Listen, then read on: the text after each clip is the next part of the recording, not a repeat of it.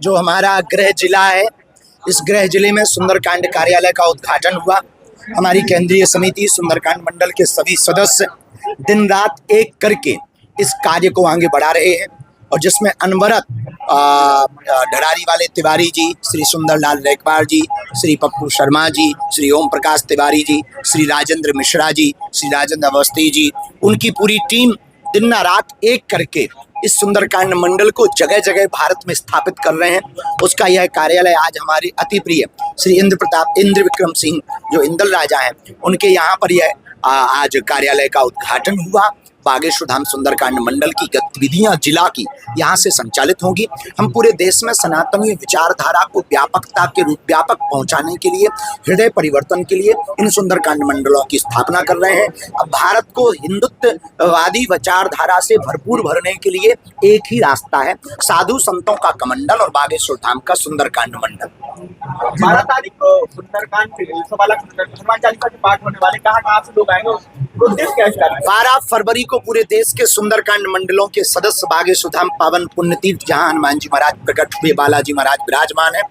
300 बेटियों का कन्या विवाह जो जनहित का, जन समाज का सबसे बड़ा उत्सव इस छतरपुर जिले का बुंदेलखंड का है। महाशिवरात्रि का 15 फरवरी को, उसके ठीक पूर्व में 1.25 लाख हनुमान चालीसा का पाठ ऑनलाइन हवन 12 फरवरी को किया जाएगा, जिसमें पूरे देश के मंडल सम्मिलित हो रहे हैं। और ये 1.25 लाख हनुमान चालीसा केवल और केवल विश्व हित की शांति के लिए और भारत को हिंदू राष्ट्र बनाने के लिए करवाया जाए। इस बार के कन्या विवाह में सबसे खास क्या होने वाला है? इस बार के कन्या विवाह में अभूतपूर्व बात अनेक हैं।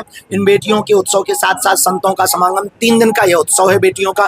3 दिन के उत्सव में बेटियों की, गरीबों की बेटियों को भी अपना विवाह भव्य दिव्य मनाने का हक है।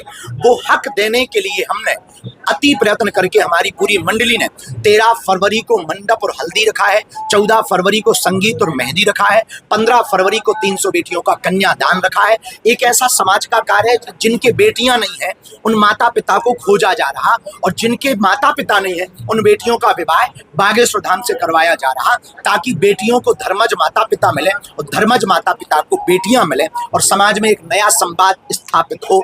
बेटियां किसी की भी हो, बेटी तो आखिर बेटी होती है। इन बेटियों की शादी में कौन कौन शामिल होने पहुंच रहा है? देश विदेश से भी पहुंचेंगे सभी साधु संत हैं। अमेरिका और London, Australia, Dubai, Canada, New Zealand और फिजी, लगभग 9 देशों से NRI इस कन्या विवाह में सम्मिलित होने के लिए आ रहे हैं।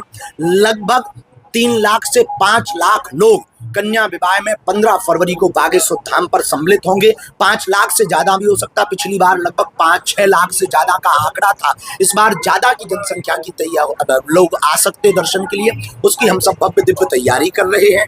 और इस बार मुख्यतया सभी संत आ रहे हैं। 13 फरवरी को हमारे अति प्रिय जिन्होंने शिव उपासना के द्वारा सब जन जन तक शिव की पूजा पहुंचाई है, ऐसे कोबेश्वर धाम के अधिपति श्री पीठाधीश्वर, वहाँ के सेवक श्री प्रदीप मिश्रा जी भी आ रहे हैं।